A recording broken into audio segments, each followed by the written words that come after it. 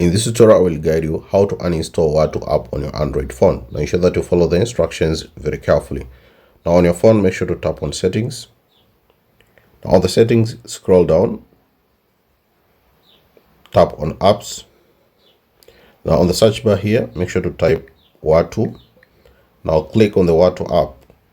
Now also click on the Watu app, make sure to scroll down, and then you'll see an option here, uninstall. So if you type here uninstall, it will ask me, do you want to uninstall this app? You can click OK and the app will be uninstalled.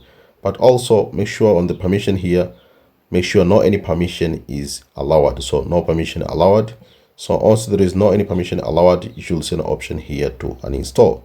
Alternatively, you can go to the Play Store and then you can search for Watu and then search for Watu, and then you should see an option here to uninstall.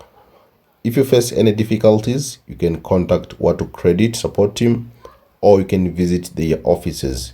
So that's how you can uninstall the Watu. You can either uninstall from the Google Play Store, or you can uninstall through your settings app.